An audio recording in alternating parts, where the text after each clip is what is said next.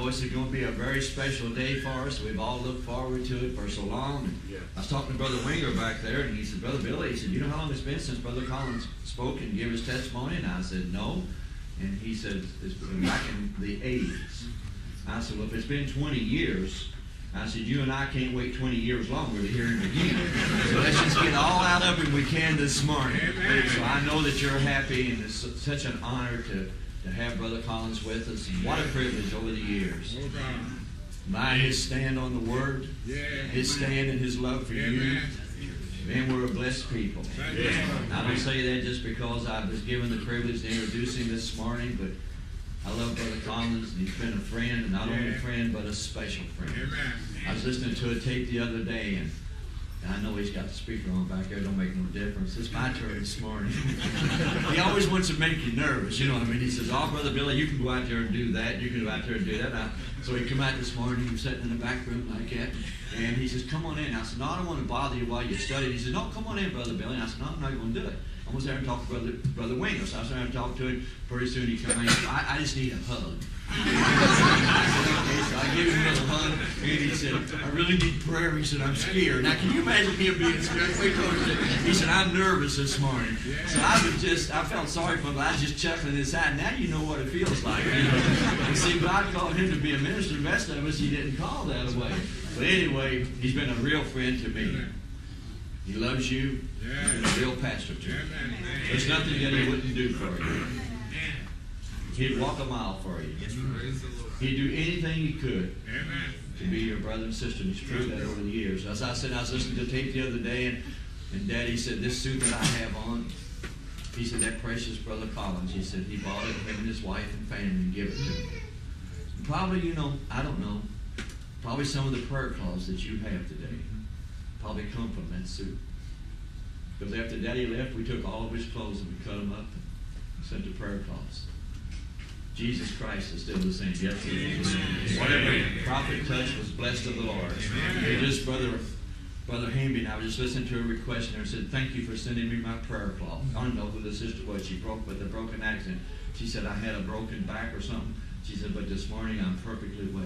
He's still the same yesterday, today. You know, Brother Branham said, the angels line these walls. What a privilege it is for you to sit here this morning. And you young people, I see my grandchildren sitting here this morning. What a privilege it's going to be for you to hear a man, a real witness to the things that you've seen and heard. And as you get older and you see your grandpa getting older, and Brother Collins and I ain't getting no younger. I said, someone the other day, I said, I think Brother Collins and I has been around about as long as anybody. I said, I was kind of like old George Johnson talking about Glenn Payne. He said, Glenn Payne has been so old. He said, when the Dead Sea was just sick, he was around. I was like it sometime. But you know, we got something, we're closer to 20 than a lot of you. But anyway, we know this morning that you're going to be blessed. It's an honor for me to introduce to him. And I thank Brother Collins, and I just want to pay a little tribute to him. How he protected this pulpit. Amen. You might hear everything, but what you hear from here is thus saith the Lord. What a privilege it is for you this morning. You young people, when you listen to Brother Collins this morning, you just remember he's telling you the truth. And God bless you. Be with you. And Brother Branham said the beauty of the church. What? The beauty of the church was the character of the people. Brother Branham said, you want to know what time it is? He said, look at your watch. You want to know what time it is in God's time? He said, go over there and look at Israel. He said, you know what time it is? He said, if you want to know what time it is here, he said, drive by the tabernacle. Yes. Hello. Amen. He said, drive by the tabernacle and look at the people in there with their hands up worshiping the Lord. Praising Him. Everybody in love with one another. And he says, and if that's not happening, then God don't count time. So we should be the most blessed people. We should be the happiest people. When we sing, I'm standing on the promises, we shouldn't just sit on the premises. We should give Him praise. We've got something to be happy about this morning. And it's a privilege for me to introduce to you Brother Collins at this time. And I thought, what words can I say? Man, he's been a friend to me. He's been a buddy. He's been, him and his family, he's been everything to me, to my daddy, and the many years that we've been together. And you know, like I said, we're blessed people. Yeah. Brother Branham said 96 years, it is now, he said 36 years ago, when Daddy was preaching this, he said, God moved the ark. Hello. God moved the orbits and sent this gift to you. Hallelujah. That's been 96 years ago, and we still stand upon this promise. We stand upon this word because it's the infallible word of the living God. God don't make mistakes. Hello. God don't make mistakes. Neither does his prophets. Brother Branham didn't put Brother Collins here just to have somebody to put in here. He put him in here because he knew what he was doing. What a blessed people we are this morning. So give him your undivided attention. I thought, what could I say to Brother Collins? And I was listening to a tape, and this come off of there, and I don't even know whether Brother Collins even knows it, but it's on Columbia, South Carolina. Daddy was introducing Brother Collins to greet the people before he preached. Brother Branham says, I've known this brother, Brother Willard Collins from my church, a number of years now. A real precious brother, a real Christian, a real man of God. He and his wife and all of his family is under the order of God's order of the Bible. Let's stand and say, Amazing Grace. Bring us this testimony. Amazing Grace, how sweet the sound. Think of it.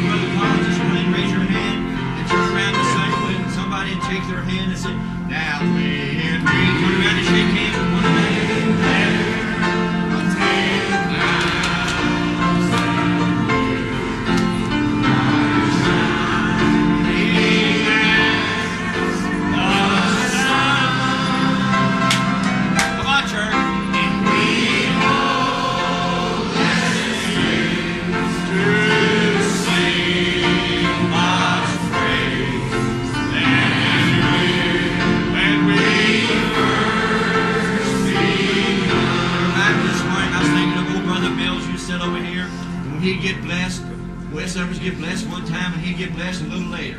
And when he got ready to get blessed, he'd holler, hey! And I think it's about time that we say hey this morning. Because I know you're going to be blessed as Brother Collins comes and brings us his testimony. Once more, raise your hand to him. Amazing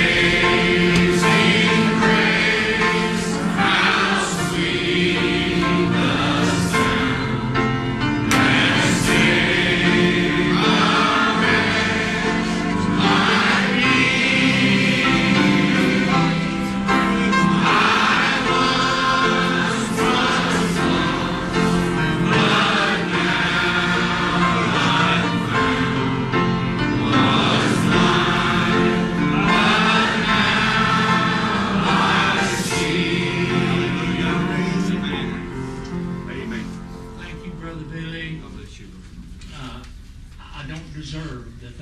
Said, I know, but I appreciate Brother Billy. I appreciate his family. I appreciate all of Brother Branham's family, and we're just so happy to be together. Amen. God bless you. You may be seated. I'm going to read one verse of Scripture. It's found in Psalms, the 19th chapter, the last verse. And it says, let the words of my mouth and the meditation of my heart be acceptable in thy sight, O Lord, my strength and my Redeemer. You know, I don't know exactly how to start. And I told Brother Billy that I'm nervous this morning because I want to tell what that I've seen and heard, and I want to be exactly on the dot. I don't want it to be wrong, because this is no hour to make mistakes. And you know, I was raised out in the country. I mean, in the country. Not on a gravel road, not on a blacktop road, but on a dirt road between creeks. in a little old house. I suppose Brother Bobby Harnett is here somewhere. If he's not, he's listening in. He made pictures of that old house. Well, Brother Bobby, it's in worse shape now than it was then. It's fallen down. But we had no running water, no electricity. We carried our water from the spring. Someone said, "You mean to tell me you didn't have running water when you was growing up?" I said, "Oh, yes, we did. When we was running from the spring to the house." But, you know, I'm thankful. We came up during the Depression times, and it wasn't easy, but I'm thankful because I learned a lot of things, how to be able to get by without a lot of extras. But you know, the Lord has blessed us. Amen. And I got older and I joined the Methodist Church. Not converted, but I joined. And I began to get concerned about things being right. And when I did, I began to think, what can I do? And I surrendered my life to the Lord the very best I knew how. And there was churches there in the community. There was a Methodist church. There was a Nazarene church. And I wanted to be right. And it seemed like the Nazarene church was more spiritual than the Methodist church, not knowing they were actually both the same. But I began to pray. My mom and dad were Methodists, and I began to pray, "Lord, which one should I join?" And I got serious about it. I'd go out in the old barn and I'd talk to the Lord about it. And one night I had a dream. I know it was from Him. And I didn't see nobody, but someone talked to me. And I'll tell you the words He said. "Neither because you're married to me." Amen. I didn't know what that meant. Had no idea. Later, I began pastoring a Methodist church. I pastored for 4 years, not satisfied with the work. I knew there was something somewhere. I tried to search out for it. I went to Bowling Green, Kentucky for a big tent meeting. I believe it was the Jessup brothers. They were very famous at that time. And I wasn't satisfied with that. It was nice, but it wasn't what I was looking for. So I came back and I continued pastoring the Methodist church. I pastored for 4 years, yet knowing there was something somewhere, but had no idea where it was or what it was. But I was just waiting to find out. And one day, I heard of Brother Branham. Hallelujah. I thought, wonder what this is. Because all the other avenues I checked out proved to be false or not satisfactory, let me put it that way. And I found out that he was going to be in Macon, Georgia, 1 week before I was to be in Atlanta, Georgia for pastor school. I told my wife, I said, let's get ready and go down there. I want to hear and see what it's like. And Mike was just a little baby. That's 1955. I was 29 years old. Here I am, 70. Will be July the 27th, almost here. But anyway, I said, let's leave Michael with some friends. They'll take good care of him, so we can go down and see what this is like. Well, she hesitated but did agree. And we went one night to the service, and oh, it was a super, super night. I was so happy with it. And she was worried about Michael, and I said, I'll tell you what, we'll just call and you can talk to him and you'll feel all right then. And we did. She said, Michael has cried ever since you left. Said, I took him to the doctor, and the doctor said there's nothing wrong with him, that he's just sick for you.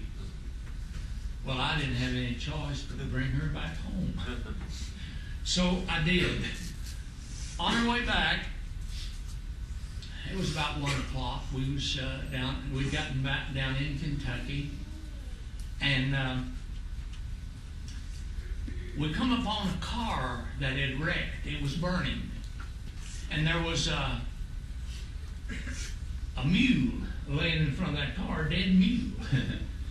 What happened, the mule had gotten out and got on the road, and this car hit it. Now, you know, in Kentucky, the owner of the mule is responsible for the accident. And, you know, it was we had to wait for that car to burn before we get through. And it was strange. Nobody owned that mule. He didn't belong to nobody. Well, just the other day, this is the funniest thing. Just the other day, Billy, my son, told me, he said he had one of his horses to get out and hit by a car. And he's talking to one of the neighbors. And the neighbor said, you didn't tell nobody who that horse belonged to, did you? He said, yes, I did. He said, I've got insurance. He said, I told him. Well, he said, I didn't tell nobody who that mule belonged to.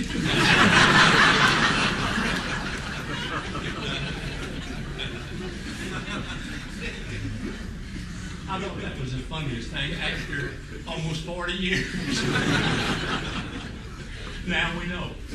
But anyway,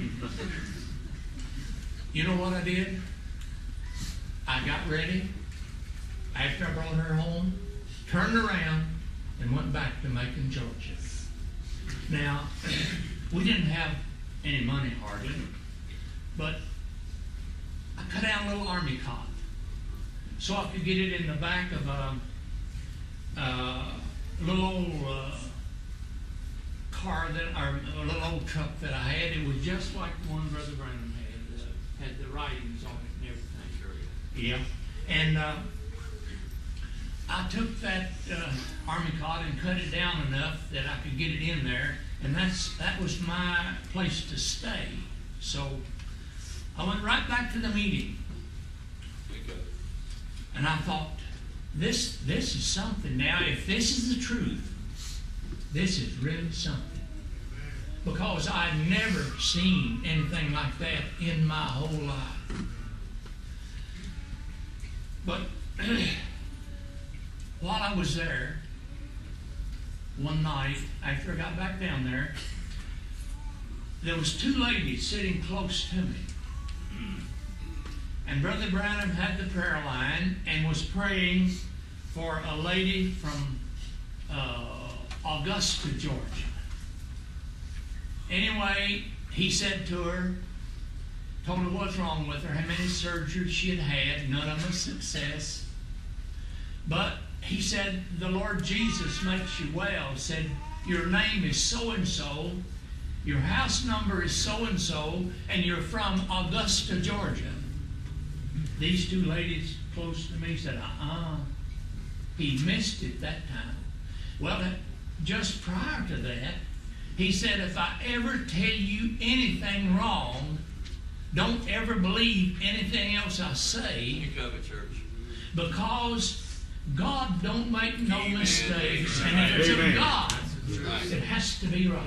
Amen. Now I'm going to stop here and say something. There is no flaws in this message. Amen.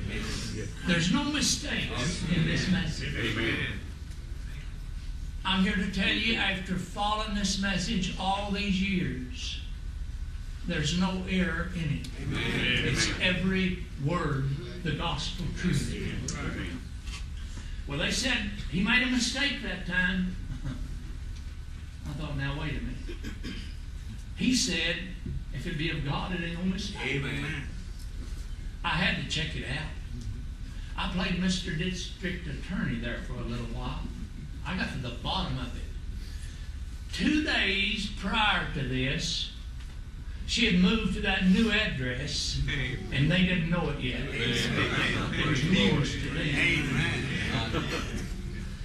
I thought, my. Well, I'd get there early, and I'd watch the people. I wanted to hear Brother Branham so bad. I wanted to get as close as I could get. And the boys were making tapes. They were seated in folding chairs around in front of where Brother Branham was speaking at. It was in a football field. And I want to tell you, though, I was sitting there when I saw Brother Banks Woods drive out there with Brother Branham. It was in a Buick car. Boy, it was just as shiny as it could be. And Brother Branham got out and walked up on that platform. When I saw that man walking up there, I knew that was it. It had to be. Well, after I saw these boys making tapes, I found out that it was the truth. There was no question there. And I came and had me a folding chair too. So I came and joined these boys. I didn't know them, but I wanted to get as close as I could. And I just got right in with them. I was one of them. Right in front of Brother Branham, watching him preach and minister. Oh my. I get there early and look the situation over. It didn't look like a revival meeting as in a football field. It looked like where there'd been a storm or something gone through and people were crippled. They were sick. They were on stretchers. They were in wheelchairs. They were on cots. There was waterhead babies. I never saw the like. I remember Brother Branham praying for them, and he would tell the mother, he'd say, you put a string around that baby's head tonight. Tie a knot in it. Then in the morning, you check and see how much it's gone down. And it was tremendous, the testimonies that were coming back. And I thought, my, what a situation. What a scene. I met Brother and Sister Woods, Brother Banks and his wife, there at the meeting. They had a little stand there, had some tapes and books and so forth. And I'm going to tell you, I've always loved Brother Banks Woods. He's a wonderful fellow. He's going on to be with the Lord now. But I'll say that his life helped me to see the reality of what this message was. He was so sweet and kind, helpful, done everything. I got to meet him and talk with him. And I thought, if that's what this message does to people, I want it. Amen. Because he was precious. And I got to talk with him and enjoyed him so much. But you know, I was sick too. I was very sick. Glasgow, Kentucky has my x-rays, I suppose, till this day. My stomach was in such shape that if I applied for insurance, they'd check back with Glasgow Hospital and turn me down. I had to eat special foods. My wife would fix them for me, and I couldn't eat normal at all. And I was very sick. And I got up here and I thought, boy, I'd sure like to be in that prayer line. But you know, I was a little late. Everybody else did too. They wanted in, so there just wasn't enough cards to go around. Now, Brother Billy was giving out the cards. That's the first time I ever saw Brother Billy. And you know, I just marveled at him. Just a gentleman all the way, giving out those prayer cards. And I said to him, I said, I'd like to have a prayer card. He said, I haven't got any more. He said, I can mark you down with somebody else or something like that, but of course, I never got in the prayer line. But I kept believing that there was something beyond my reach that was going on. And Brother Branham, he was preaching, and I brought my folding chair up. Well, when he'd get on preaching that night especially, he left the platform and went out among the people. He'd pray for one over here on a stretcher, a wheelchair, a cot, you know, and he walked around behind where the boys was making tapes. And he come to where I was, and he stopped, laid his hand on my shoulder, said, Father, he's sick too. He went back up on the platform. He said, you probably couldn't see it. But he said, the angel of the Lord led me to every person I went to when I left the platform. You know what I did? I went back to my little truck that night. I went over to the hamburger joint. Hadn't eaten one for years. And I got me a big hamburger with an onion on it. And I ate it. And I want you to know, I've been eating ever since. 1955. That was it. It was all over. And I was one of the happiest guys you ever saw. I was really thrilled because of what had happened. And I went back to my truck that night, and I was just thrilled to death. I'd never seen nothing like it. Didn't know it was possible. I didn't know the Lord still had prophets among us. I didn't know that He could even do that. But He did. And I sat out on the side of my little cot, and I was just thanking the Lord. I thought, boy, this is precious. This is wonderful. I'm just thrilled to death. And I didn't see nobody. But there was a voice. Now, I had to wear glasses then. I couldn't read without. I couldn't drive without. I couldn't read without. I had to wear them for a good while.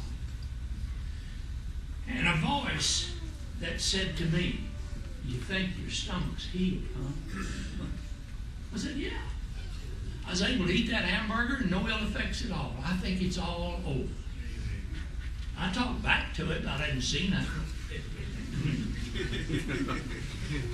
He said, well, what about your glasses? That's just the way the old enemy does it. If he can't get you with one thing, he'll try something else. He said, what about your glasses? Yeah, you're right. I just pulled them out and laid them down and said, I won't need them no more. Well, now this wasn't instant. This is over a period of time. When I drove back from Macon to Atlanta, it was hard for me to see, but I didn't wear no glasses. Amen. I made it. Then it come time for me to get my new driver's license, and I went in and take the test, and the first year, I think they said, you're okay at 2030, something like that. And the next year, it was 2020. The Lord's so good to us. Amen. My life was changed at that time. And it's never been the same since. Amen. I made up my mind while I was there, I was going to leave the Methodist Church. Because I'd found what I was looking for. Someone said to me, you found something better than what you had? I said, yes, I did. Well, suppose you'd find something better than what you've got now. I said, This is what I've been looking for. My shopping days are over. This is it. Amen. I still feel the same way. Well, I got back from Atlanta, and I wanted to meet Brother Branham, but I didn't go to his house. I knew Brother Willard and his wife. They were so good to us, Brother and Sister Willard. I'll never forget it. They treated us so kind. And I told my wife, I said, let's go and see Brother and Sister Willard. I just was hungry to get up here. And I did, and Brother Willard said, how would you like to go and visit Brother Branham? Or go and see Brother Banks, he said. I said, oh, I would love it. Because I thought Brother Banks was really a wonderful fellow. He said, all right. So they drove me, he drove me over to their house. And Brother Banks was mowing his yard. He was just going it, you know. And I met him and greeted him and told him how I appreciated him and how I was so happy to meet him. And I looked, and there was another fellow coming around behind him mowing. This fellow had his shirt off, big balls of sweat standing out on him, mowing the yard. It was Brother Branham. Was I thrilled? My heart jumped. Never had met him before. I just seen him there in Macon. And he come around, and his motor was still running, and Brother Banks said, Brother Billy, this is that preacher that was healed in Macon. Brother Branham just reached over and cut his mower off, said, and put his hand out, said, and this is that preacher. I said, yes, sir, but I'm leaving the Methodist Church. He acted as though he was surprised. He said, you are? I said, yes, sir. He said, all right, I'll tell you how to do it. And you know, I expected one of those long, drawn-out deals, you know. He said, as peaceable as possible. Right. And you know what? I found that works with everything. Amen. But the marvelous part of it was how peaceful it went. Now, at that time, they couldn't have another pastor until September. They had the Methodist Church has a way of doing it. It's the same as all the rest of them, but they kind of do it undercover, you know. They have what they call a one-year conference. And at the conference, they appoint the ministers to the church they're to go to. But the way they do this, there's a delegate from each church. The delegate brings word from the church whether they want that pastor back or not. And if they don't want him, he'll shift them around and put them someplace else, you know. And that's the way they do it. So I had to get word to them that I wasn't going to pastor the church any longer, but the district superintendent, he was a very nice old fellow, and I called him and made an appointment with him. He lived in Louisville, and I was pastoring the church in Wolf Creek, Kentucky. Now, that's down the river, probably 70 miles from here. And I called, made an appointment, and I got with him. I come to meet him one night. He said, what's the problem? I said, I just wanted to let you know. I thought I could get by like this, you know. I didn't know anything, but I said, I just wanted to let you know when the conference meets this year, don't send me to another work. He said, how come? I said, well, there are just some things the Methodist Church stands for that I just can't believe.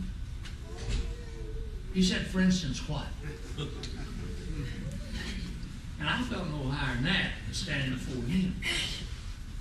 And I didn't know anything except what little I'd learned down there. And I said, well, one thing is water baptism. The Methodist Church baptizes Trinitarian. And I said, that's one thing. He said, well, you go back where you were. Said, them folks want you back. Said, you go back for another year. You teach anything you want to, baptize any way you want to, and stay another year. No, that won't work. Because there are going to be some of the people that will go one way and some another, tear the church up. I said, I can't do that. But I said, I will do this. I won't tear the church up. Because remember, Brother Branham said, as peaceful as possible. I said, I will stay until time for the next pastor, and I won't tear the church up, because I didn't want to leave without a pastor for funerals and whatever more, that was needed. And I remember the words that he used when I left. He walked me to the door, put his hand on my shoulder. He said, young man, I was 29 years old then. He said, if Martin Luther had never seen anything besides Catholicism, we'd all be Catholic today. And that's the way we parted. That's how smooth it was. Then we got ready to move. One of the members of the church, real nice old fella, he said, I want to go with you as far as I can. We had to cross the ferry in Brandenburg. There's no bridge there then. He said, it's all right if I go with you. I'll drive my car and I want to go. I said, yeah, that'd be fine. He followed along. We came to the ferry. He got with the ferryman. He said, I'd like to just ride across if you'll bring me back, because I want to go with him as far as I can. I said, sure. He said, sure, that's fine. He did. When the old fellow died, they called me to come back down there and have his funeral. Mr. Gleason, nice old gentleman. Well, I've been so wrong. You imagine how you'd feel. I baptized wrong. I baptized in the Ohio River. Trinitarian. And then to find that that was so wrong really astounded me. I remember on one occasion I was baptizing in the river, and the fellow says, what I would always do is take me a stick out in the river and kind of feel my way, because I didn't want to step off over my head, And he said, there's no need to check this one. He said, it's a big flat rock. Said, I know how it is. He said, just walk out there and baptize. And I said, okay. Well, I did. And I was baptizing a real fat lady. Heavy, stout.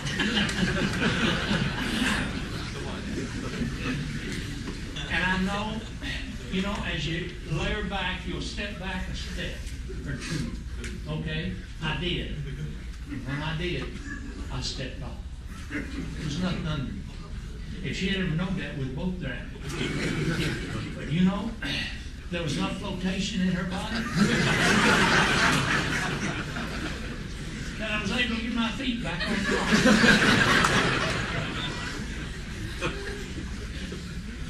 But I've been so wrong, that I thought, well, it's time for me to get out of the ministry. That's all there is to it. And I'm going to do it. I made up my mind. I'm going to get out. That's all. Okay? I left the church, came up here, and listen, if you ever found where a preacher had a hard time getting a job, that was it. What's your resume look like? Where'd you work before? You know, all those things. Well, the only place I could find work at was at Vissings Buick. It's Vissings Dodge now, but it was Buick then. And the mayor, Rich Vissing, worked there. He was over the body shop. And Bill, his brother, was the service manager. Bud was the service manager. Bill was the owner, I think. And they gave me a job. But the job they gave me was on commission. And I was young. And they had old men been there for years that really knew what they were doing. And naturally, they got the best work, and I understood that. I got what was left over, and that was good. But some weeks, I made $30-some. I was just trying to get my feet on the ground. It was a task to be able to do it. But we made it. We got by. Wife, 4 children. And I was working up there, and one day, Brother Branham and Brother Banks drove up there in a big Cadillac. Brother Branham said, I want to show you the Cadillac they gave me. And he had, now, show you the humility of that man of God. He had put in the paper an apology for driving a Cadillac. I thought, I've never seen anything like that before. And he said, I'll tell you why. Because when I go down south among those poor people, can't afford anything, and I pull up in a Cadillac, he said, I feel bad. Even though it was given to them and everything. But they brought it over there to show me the Cadillac, raised the hood. It had 2 4-barrel carburetors on it. You remember that, brother? All right. It had 2 4-barrel carburetors on it, and it was a nice car. Now, I'll tell you who can tell you a lot about that Cadillac too. That's Brother Hickerson. Him and me kept that fella going for years.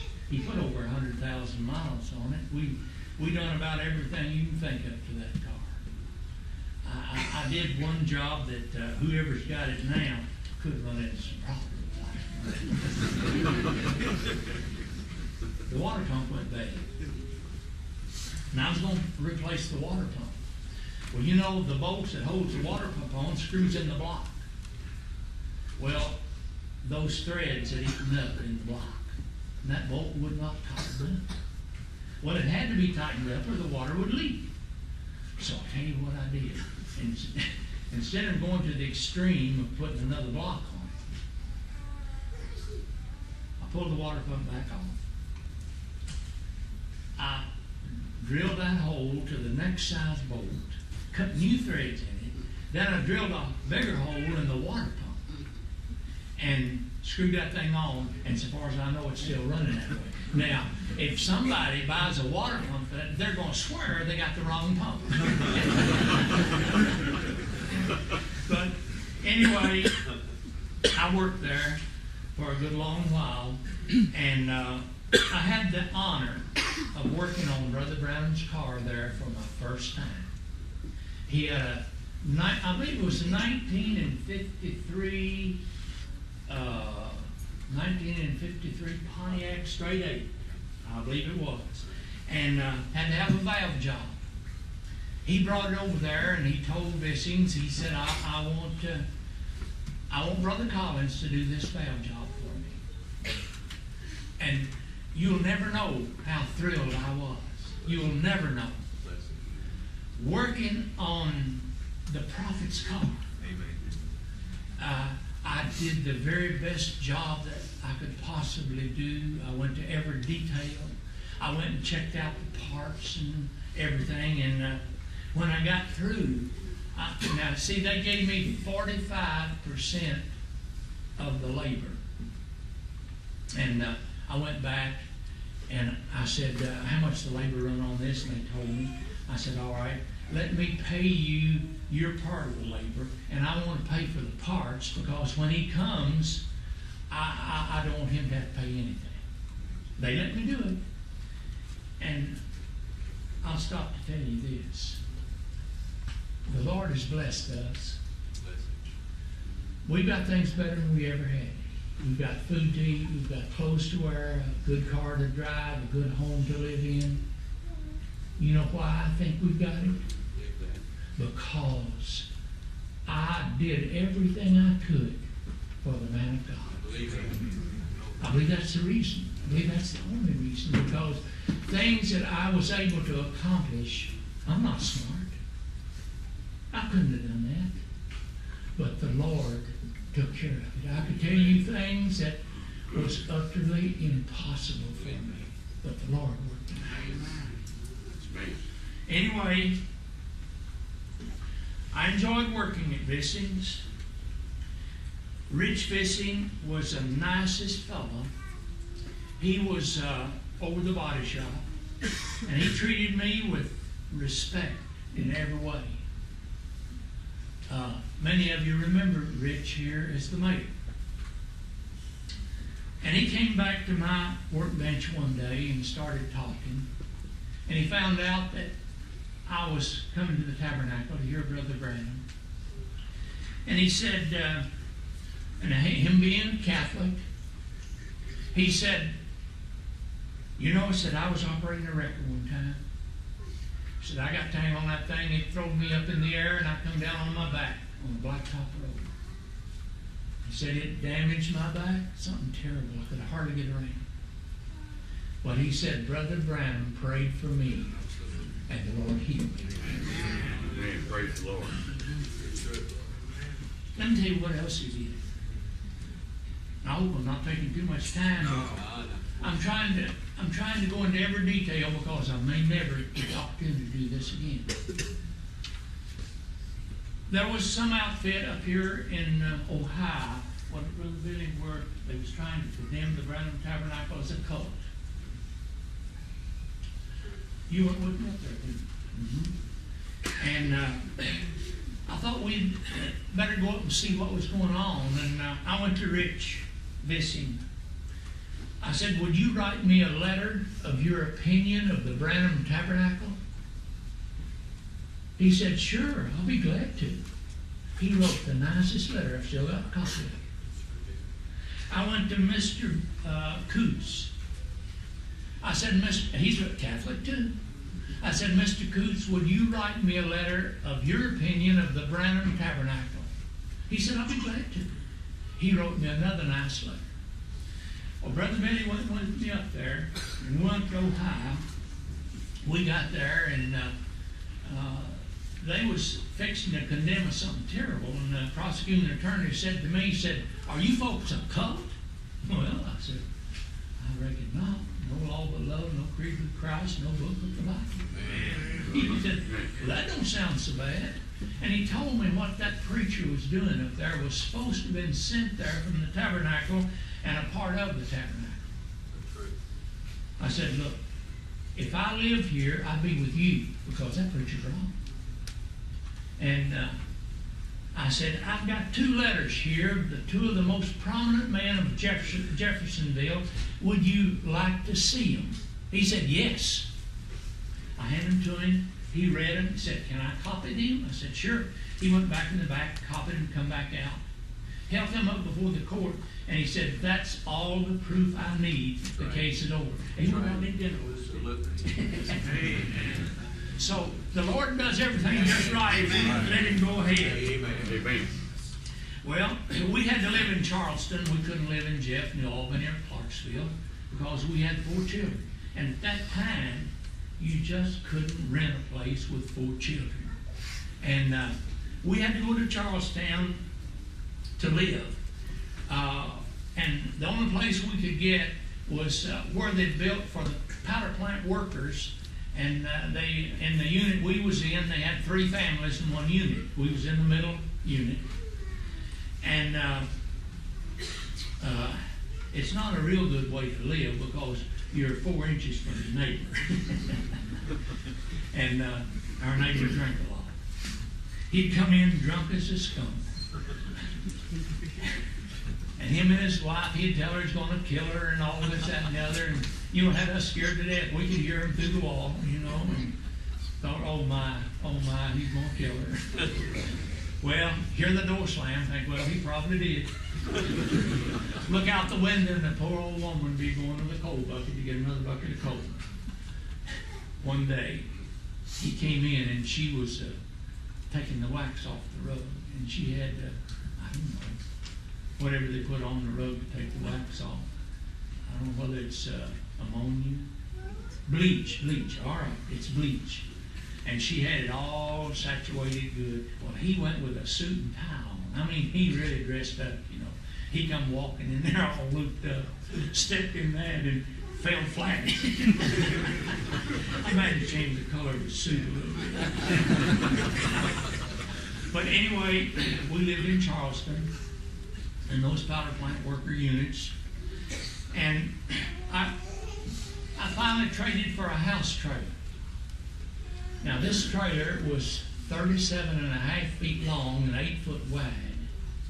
That's small. But we lived in it. There was 4 children, wife and me. We made it. But would you believe the prophet of God? Listen, he could have went with kings and monarchs all over the world. But you know what? He humbled himself to come to our place in that little trailer and eat supper with us. He and his wife and Sister Meade. They came. My wife done everything she could do. Of course, she had to serve the supper out on a picnic table because there's not room in that little trailer. And she's a little bit on the nervous side too. She's kind of like I am this morning a lot of the time. But anyway, she had done everything she could to make this supper ready, make it good. And Brother Banks and his wife, Sister Meade, Brother and Sister Woods came. And everybody got seated at the table, and Brother Branham offered thanks. And he got through offering thanks. Why? He looked up at her and he said, Sister, there's only one thing missing. Oh, what's missing? What did I do? What didn't I do? She said, what, Brother Branham? He said, the honeymoon salad, just let us alone. He had a way about him. I'm going to tell you what he'd do. I don't care how honorary, low you was. When he talked to you, he would make you to step ahead of him. He would humble himself that much. Listen, when he would come to see us, there would be the sweetest spirit. And that spirit would stay around for several days. Just words. The dictionary don't have words sufficient to describe that man. Somebody said, well, you brag too much on him. No. It would be impossible because he was God's chosen man for this age. Amen. And did you know the Bible said that John the Baptist was more than a prophet? Amen. You know that? Amen. Jesus said not a greater Yes, true. than John the Baptist evermore. Amen. Remember that? And he was the forerunner of the first coming of Christ. And we don't have a record where he ever performed one miracle. Not one. But look, Brother Branham, the forerunner of the second coming, that's what the angel said down here on the river. Amen. I believe every word of it. Amen. And that makes him also a messenger of the covenant. Amen.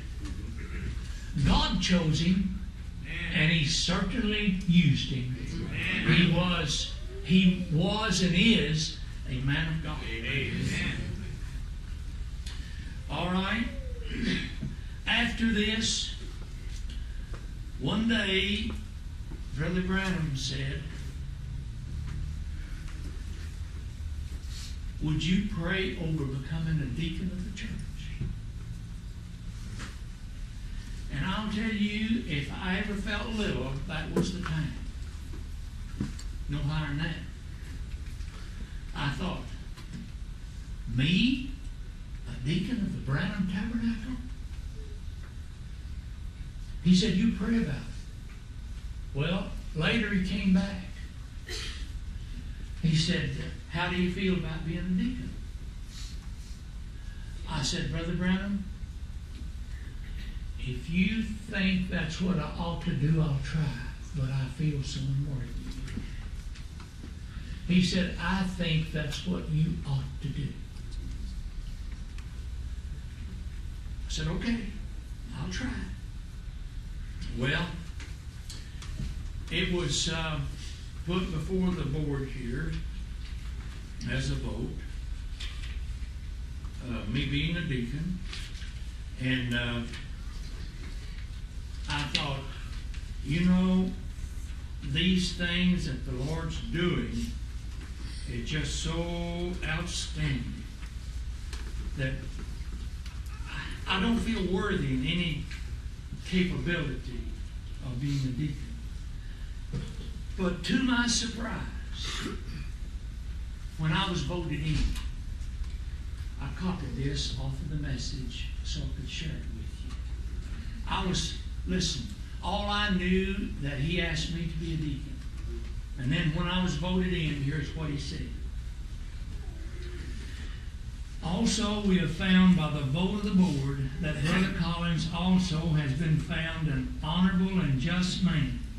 Being a minister himself, therefore, we would ask him to come to be a deacon of the church, and not only deacon, but an associate to Brother Neville, and perhaps to a Sunday school class, or to take the place of Brother Neville, or whatever is being called on, he is to be an associate to Brother Neville. That's Brother Collins.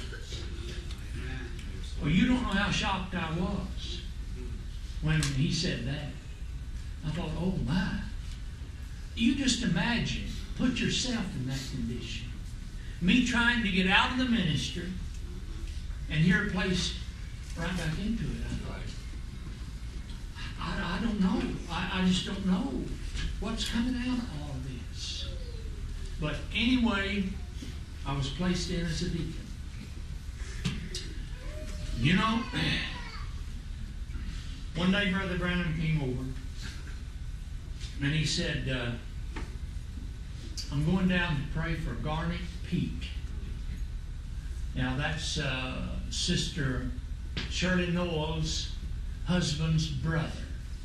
Half-brother, I believe. But anyway, I'm going down to pray for Garnet Peak, 17 years old, and he had polio. And he couldn't live without arm, lung, or a rocking bed. Had to be in one or the other to be able to breathe. And he said, I'm going down to pray for him. Well, when he got there, something had happened, and he said to Garnet, Garnet, you want to know why that light came in the room? There was a light came in the room before Brother Branham got there. He said, you want to know why that light came in the room? And Garnet said, yes. Brother Branham said, that was me coming to pray for you. Now, you can take these things however you see fit. I'm just telling exactly what he said to me. Amen. Okay. Then he came over one day. And he said, there's a brother that's sick. He's got cancer in the hospital. And said, would you go with me to pray for him? I said, sure. I went with him. Went to the hospital. I believe it was, I'm not for sure, Baptist or Veterans or something. Brother Branham offered the sweetest prayer for him. But you know what? He went on and died anyway. And one day, Brother Branham was talking about it. Now, I'll share some of this with you. There's some things I cannot tell, but I'm going to share what I can. Brother Branham said, I'm not going to call the brother's name, but but Brother Branham said, Brother so-and-so said he died, and, you know. And I said, yes, sir. He said, do you know why he died? And I said, no, I don't have no idea. He said, because his wife didn't treat him right. And the Lord just took him home to get him out of it. Isn't that deep? I've never heard anything like that before. Okay, then I wasn't making very much money where I was working, so I started working at a service station there in Charlestown. A couple of boys, one of them lived next door to me. They opened a service station, said they would give me $2, let's see, $75 a week. Had to work on Saturday to do their mechanical work. So I started working for them there, and when I wasn't doing mechanical work, I'd go out to wait on the pumps. And this taxi drove up at the pumps. And I went out to wait on him. And the old gentleman from the church I used to pastor down in Kentucky broke down and started crying. He was in the taxi. He said, I was looking for you. I had no idea you were here. He said, I was going to inquire here if anyone knew where you were. I'd heard you was in Charleston. And I went out to wait on him. He just started off. He said, my daughter is real sick and in the hospital. I want you to come pray for her. I went to the boss and I told him what happened. He said, get ready to go on with him. I went and had a prayer with her. She got well. He was a nice old gentleman. He'd been in the service. And naturally, there was casualties. You know how it is. He said, you know what?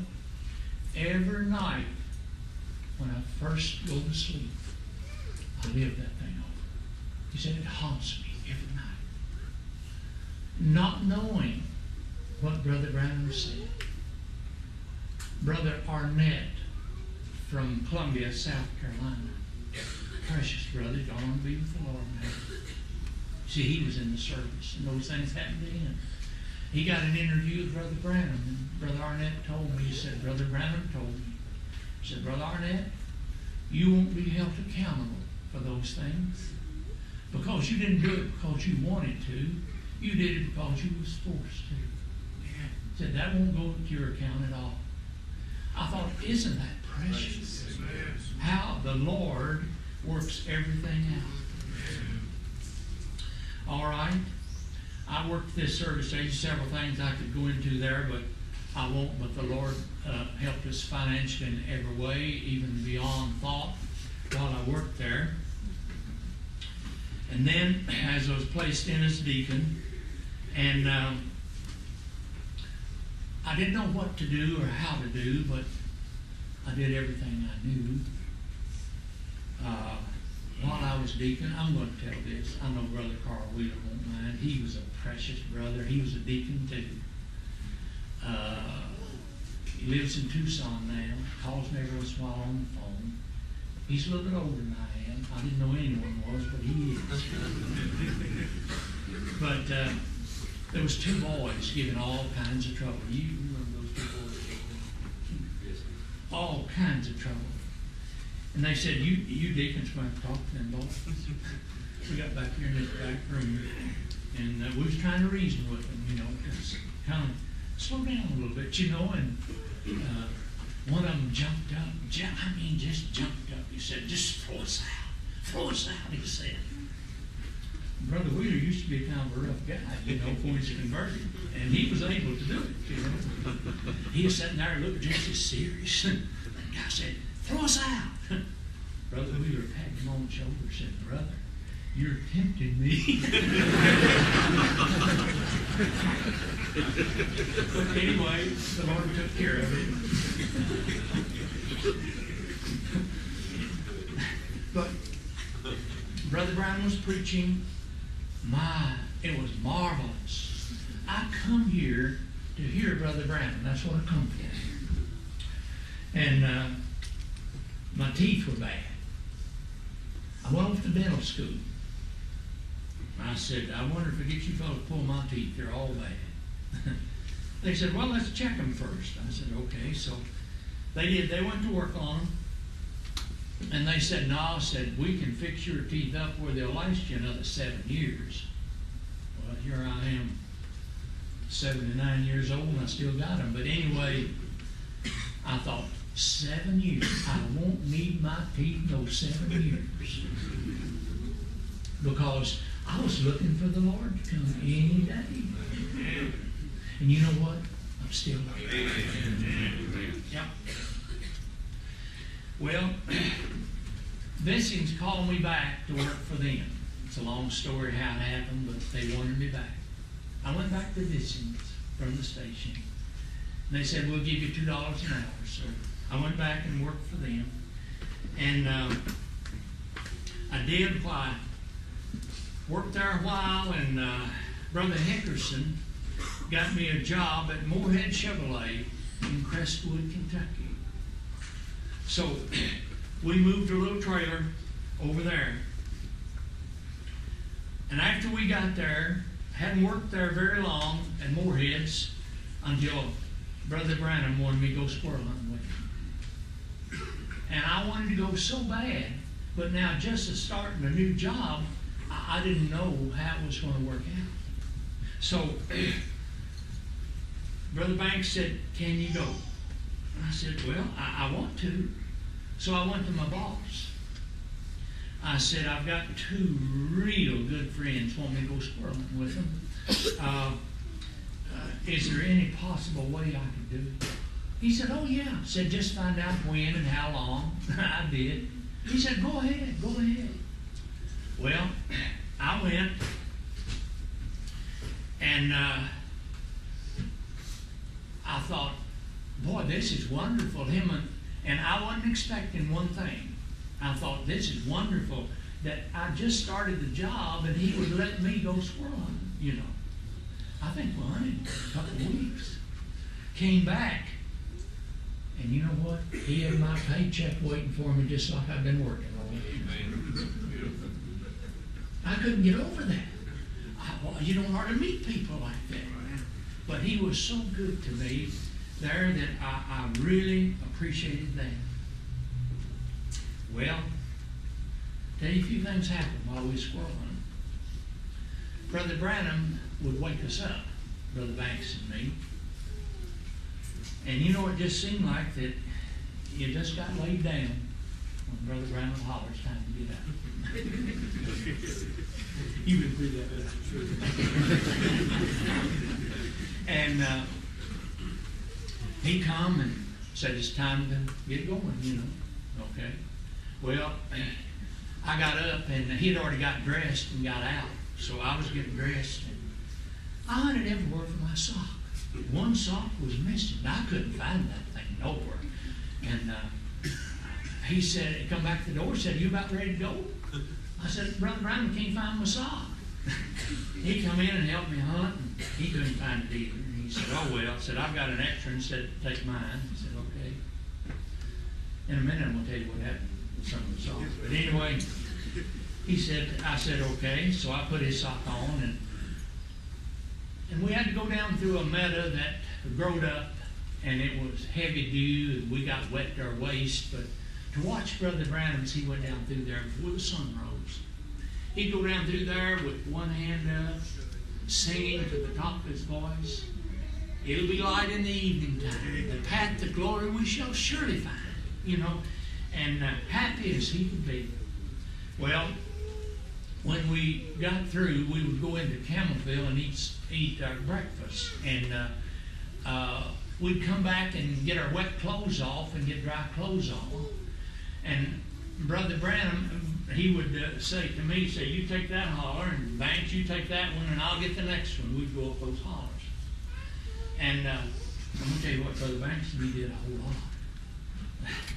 We'd kind of hurry up the top and meet up there and sit there and talk about the tent. Brother Branham was so enthused about the tent. He was talking about it, and we'd talk about it, you know, and it was just all just a lovely time.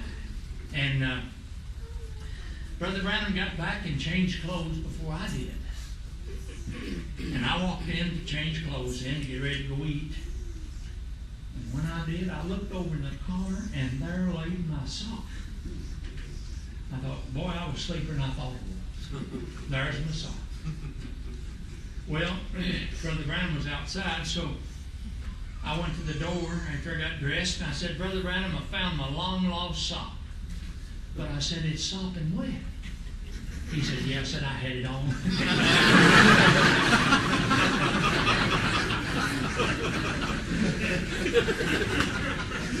Yeah, I had it on. Well, we went in to eat breakfast. The waitress came back to wait on us, brought the water, menus. Brother Branham said, that lady is Methodist. Well, he'd never seen her before. I said, yes, sir. Well, she come back to take her order. Brother Branham said, what church you belong to? She said, Methodist. Oh, yeah. Well, now I'm going to tell you, one of the hardest jobs I ever had was to get the check. Now, they call it a check. I've checked everywhere to find out why they call a check something you have to pay. I said, I thought the check's what you pay with. But anyhow, they called them a check. They brought it to the table. The hardest thing I've had to deal with was get that away from Brother Branham. You know, get it first. Amen. You know what? I managed to get it that time. All right. He went with me. Brother Banks walked out and was walking up the sidewalk. Brother Branham went with me to the cashier. And the cashier used to attend the Methodist church I pastored. And he recognized me. He says, Brother Collins, are you still preaching? Well, I was getting out of it, you know. And I said, well, occasionally. But I just left it like that. He said, oh, okay. I paid it. Brother Branham, he started to walk out. He said, Brother Collins, you know when that fellow asked you if you was still preaching? I said, yes, sir. He said, you know that funny feeling you had in your heart? I said, yes, sir. Think of it. He said, that means you should still be preaching. That was the hardest lick Brother Branham ever hit me.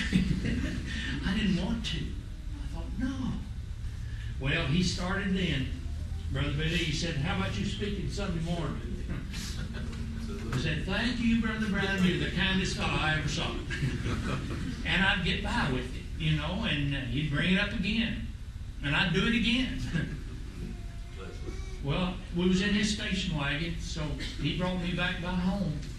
He stopped. He said, Brother Collins, would you do something for me? I said, I sure would, Brother Brown. I'd do anything on earth for you. He said, all right, you pray about speaking Sunday morning and give me a call. If it hadn't been for that, I wouldn't be here now. The Lord has done it. I haven't. It's been Him all the way. When I come here, there was just a handful of people coming to church. Just a handful. But the Lord has done it. I didn't do nothing. All I've done is just tried to hold the Word before the people. The pure Word. Not mix nothing with it. That's all. One brother asked me, said, I'm going to start a church. Said, I'd like to know how to hold the people. Well, I said, it's simple. He said, well, how? I said, well, they're sheep. And all you do is give them sheep food and they'll keep coming back. Amen. And that's the truth. I know that's right. Yes. Well, Brother Branham asked me later, wanted to go down to my dad's squirrel hunt.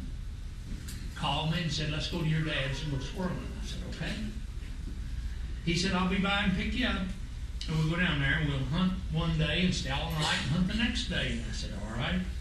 Him and Brother Banks, and they came and we went down there. Now I tried to get my dad, I just tried to get him interested in the message every way I do. My dad was a good man, but he didn't take interest in the message. He was a Methodist. He was on the board. He was a faithful member, baptized Trinitarian.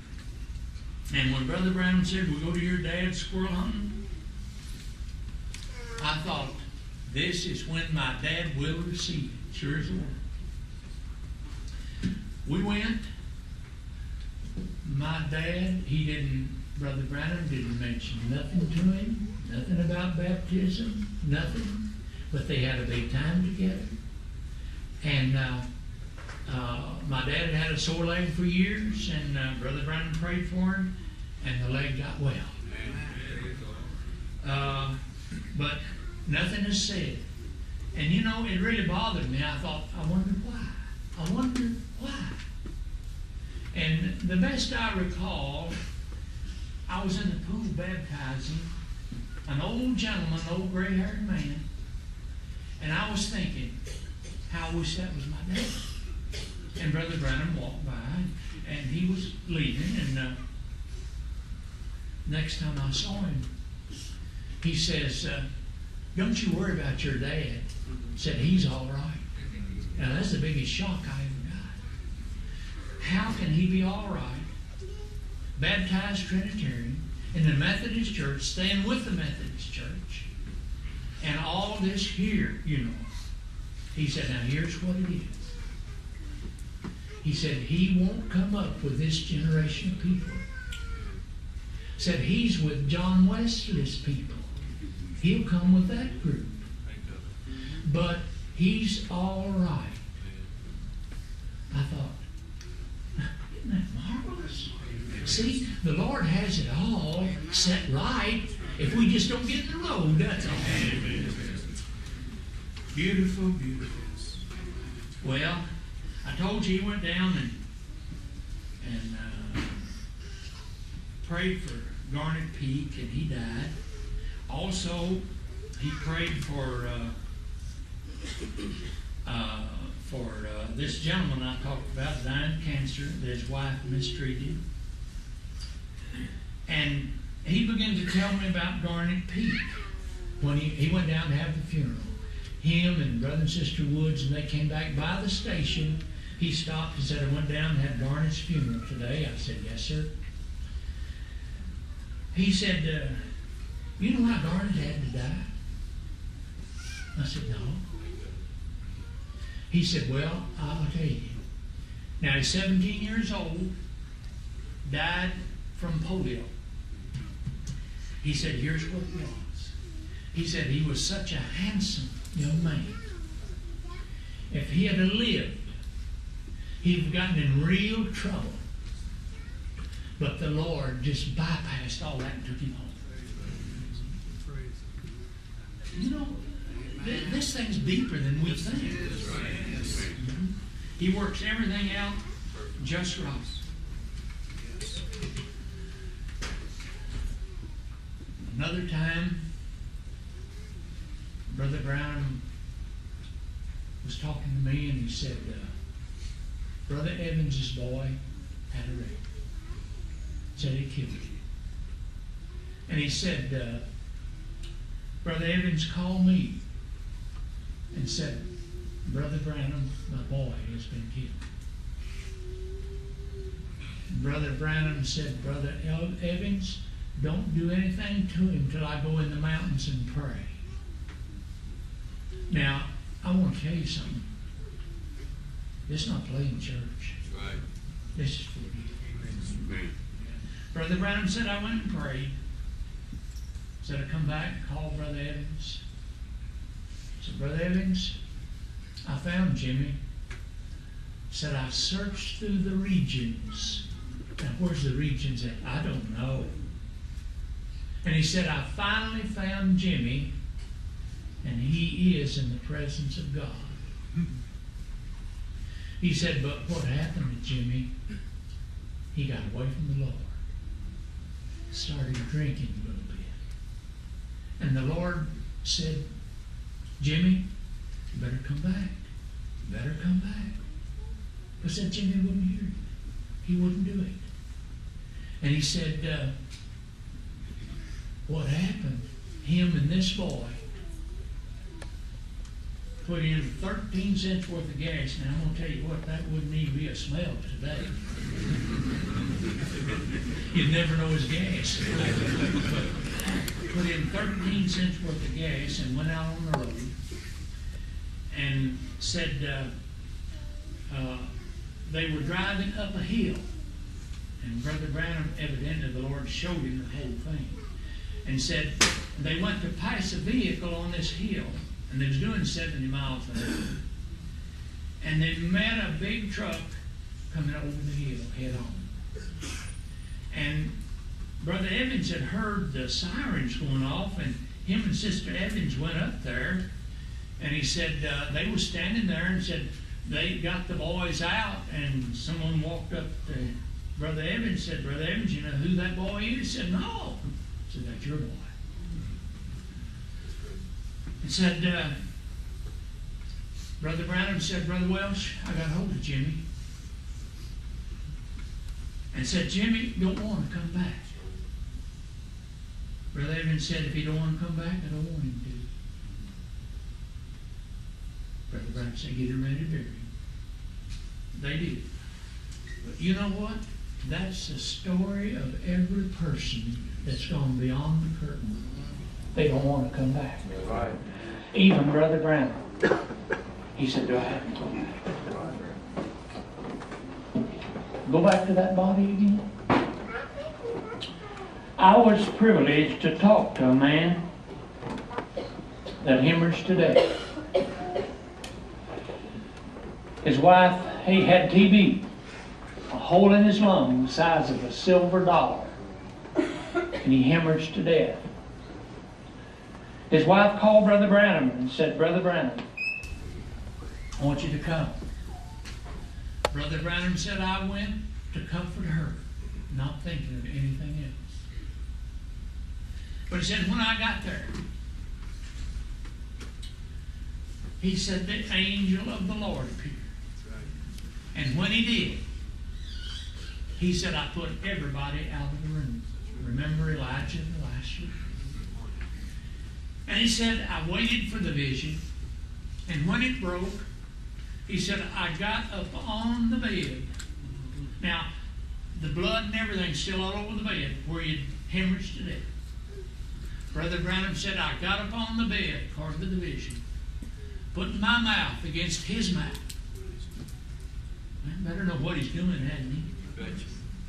And I breathed my breath into his lungs as life came back into him. Praise the Lord. I had the privilege of talking with him after that. And him with tears in his eyes, he said, I don't know who all I met, but he said, I met the finest people, the most lovely place. And he said, I was so happy. And he said, someone came to me and said, you're going to have to go back to earth for a little while. He said, do I have to? And they said, yes. He said, the next thing I knew, I was back in my body. Listen, this thing is real.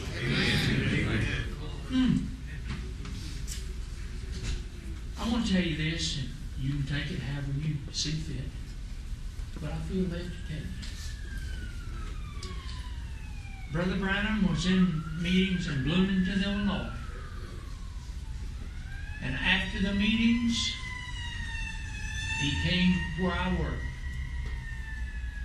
He said, get in, I want to talk to you. I said, okay, I got in, sat down. He said, I just had those meetings in Bloomington, Illinois, that college town. I said, I'm in an altar shaker. I said, what's the matter with you? He said, there was those college kids sat there and watched that and said they looked at it and said that is a high form of spiritualism. Brother Branham said that would make me a devil. And he called some names and said others saw the very same thing. He said it was a wonderful meeting. Secrets of the hearts revealed, people healed, everything. In fact, we went up for that meeting. I think my brother Clyde went up with us. But anyway, he said this other group saw the very same thing, and they said, that's Jesus Christ in person. Now, he said they're both wrong. He said that would make me the Antichrist. So they're wrong. But, now, here's the part. But, he said, there's only the thickness of a razor's edge between them and the truth. Marvelous. Marvelous. The wonderful word of the Lord. And the Lord's been so good to us, wife and me, all the way. We had a little boy named Michael. We have a little boy named Michael. He's not so little no more. Him and Brother Joe's about the same age. But he was, I believe, 9 years old. And he got real sick. Real sick. And we didn't know what was wrong with him. We thought he had the flu or something. He'd wake up in the night screaming and holding his chest. And we took him to the doctor. The doctor said, we'll just have to find out. So he run all his tests and everything. Oh my. He's got a heart condition, rheumatic carditis of the heart. He pulled him out of school and put him to bed to die. That's exactly what he did. Well, Brother Branham was coming back here to preach the seals. We heard that he was coming. We went to the doctor and said, do you think Michael will be able for us to take him with us to church? He said, you don't realize how sick that boy is. He said, no. If you want to go to church, y'all get somebody to stay with him. But don't try to take him. But we talked it over, and we decided we'd take him anyway. So we brought him. Brother Branham found out we was here with Michael. And he sent word to me to have him in this room when he got through preaching. We did. Walked through that door. He looked at his wife and he said, y'all believe me? He said, sure do, Brother Branham. He turned to Michael. He said, you're going to be all right, and Joe's going to come play with you. Right. They'd played together a lot. Right. Brother Branham would bring his kids over there, and Michael and Joe would get under that trailer, make their roads and run their little old cars. You know how they do it. They'd played together a lot. And he said, and Joe will come play with you. We got him ready to put him back in school the next morning. No, Monday morning. And we did. I said, you better call the doctor. She called and told him. He couldn't believe it. You know, it's just too unreasonable, you know. He said, bring him back and let me examine. And said, won't that be more proof of the supernatural? She turned to me and said, what about it? I said, take him on. That'd be fine, you know.